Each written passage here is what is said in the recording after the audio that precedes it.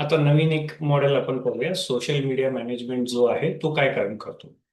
बरं, आपण इथं काय केलं जातं की नवीन एक एन्क्वायरी आली. फॉर एक्झाम्पल, आपले जे कोणी पण युजर असतील, फॉर एक्झाम्पल ज्यांना वाटतं की त्यांना त्यांचे सोशल मीडिया आम्ही मॅनेज करायचं आहे, तर त्यांना काय केलं गेलं, त्यांची एन्क्वायरी इथं आली. तर त्यांची सोशल मीडियाची ह्या सगळ्या आमच्या एन्क्वायरीज आहेत. तर त्यांना कॉल केलं जातं. कॉलिंगमध्ये सगळं डिटेल घेतले जातात की त्यांचे बिझनेस काय आहे, काय रिक्वायरमेंट आहे, युट्यूबसाठी आहे का, फेसबुकसाठी आहे का, सगळ्यासाठी आहे, तुमचं कॉन्टेंटची रिक्वायरमेंट काय आहे, हे सगळं समजून घेतलं जातं.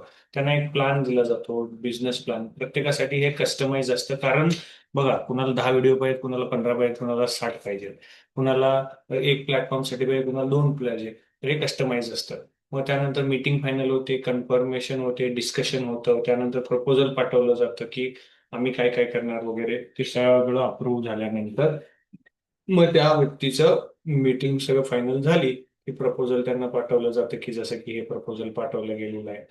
तुम्ही पाहू शकता इथं हे प्रपोजल गेलेले आहेत. ठीक आहे. तर त्याप्रमाणे प्रपोजल अप्रूव्ह झालं की मग त्यांना जे पाहिजे त्याप्रमाणे त्यांच्या कस्टमाइज रिक्वायरमेंटनुसार आपण फ्लॉवर प्लॅन करतो. मग आता समजा त्यांचं सगळं फायनल झालं, पेमेंट झालं, की ते आमच्या प्री प्रोडक्शन टीमकडे जातं. तिथं प्लॅन केला जातो की त्यांचं सगळं कॉन्टेंट समजून गेले, त्यांचे जे डिटेल्स त्या टीमला मिळाले, हे टीम सगळं स्टडी करते. त्यानंतर डील काय फायनल झाली, काय काय रिक्वायरमेंट आहे, ती सगळं ह्यातून ते चेक केलं जातं. आणि मग त्याच्या अगेन्स्ट कॉन्टेंटचा प्लॅन केला जातो की सोशल मीडिया त्यांना काय काय प्लॅन करायचं आहे, कसं करायचं आहे, ते सगळं तिथं प्लॅन केलं जातं. त्याच्या अगेन्स्ट मग रायटिंग केलं जातं की आपल्याला काय काय राईट करायचं आहे, की क्लायंट कोणचं आहे, त्यांच्यासाठी काय रील करायची आहे, स्टोरी करायची आहे, काय करायचं आहे, किती तारखेचं शेड्युलिंग असणार आहे. ते सगळं करून क्लायंटला ते सगळं पाठवलं जातं क्लायंटच्या रिव्ह्यूसाठी, की या पद्धतीने आम्ही करणार आहोत. आणि काय तुमचे करेक्शन असतील तर सांगा. मग करेक्शन असतील तर ते करेक्शन आपल्याकडे येतात. मग ते फायनल अप्रुव्हल झाल्यानंतर मग ते शूटिंगसाठी रेडी होतं.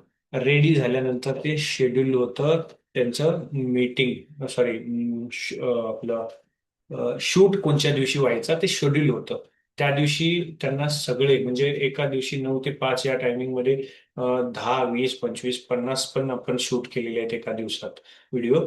तर त्यासाठी काय असतं, व्हिडिओ असतो, व्हिडिओग्राफर असतो, कॅमेरा असतो, एकदम 4K शूट करण्यासाठी एकदम पॉवरफुल 3 ते 5 लाखाचे कॅमेराज असतात.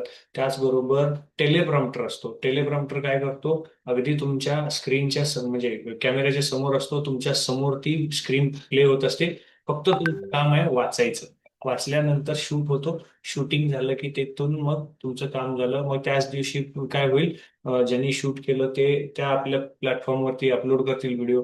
अपलोड झाल्यानंतर तुम्हाला ते व्हिडिओ पाहायला, तुम्हाला तुमचं लॉग इन पण मिळतं, त्यामध्ये तुम्ही ते व्हिडिओ पाहू शकता.